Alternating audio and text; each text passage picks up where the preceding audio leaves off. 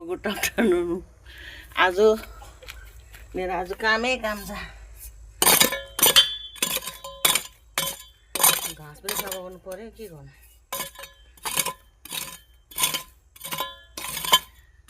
फुलहरू राख्नुपर्छ।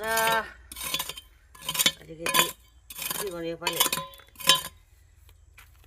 घरहरू बनाएको छ, ल्याङ पेन्टिङ गरेको छैन। सासू खस्नु भयो, अहिले घरहरू बनाउनु हुँदैन, नयाँ रङहरू लगाउनु हुँदैन एक सालसम्म। त्यस कारणले गर्दाखेरि घर पनि त्यति बसिरहेको छ अधुरो।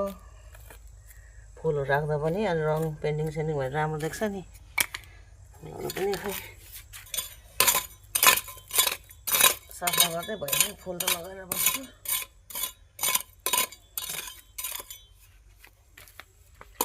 फुल लगाइदियो भने खालि सो हुन्छ नि घरमा पनि, सोहरू हुन्छ भनेर लगाउँछु।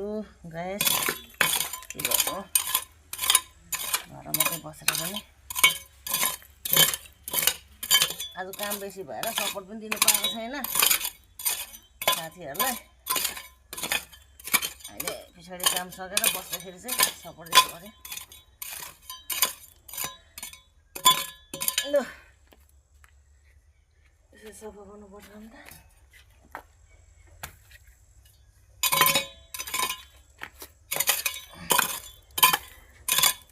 तपाईँहरू पनि लाउँदा होला फुलहरू। फुल लगाएर मात्र पनि हुँदैन, साफसफाइ गर्नुपर्छ, पानी लाउनुपर्छ।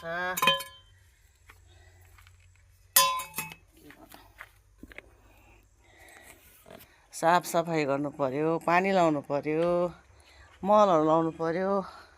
साग गरेर सके घर अगाडि लगाएको छु नि अलिकति सागहरू। सके सागहरू पनि गोडेर आफू चाहिँ फ्री भयो। यसो नानी स्कुलबाट आएपछि टिफिन सिफिन दियो, खानासाना खाएपछि अहिले टाइम पाउँछ। बाई।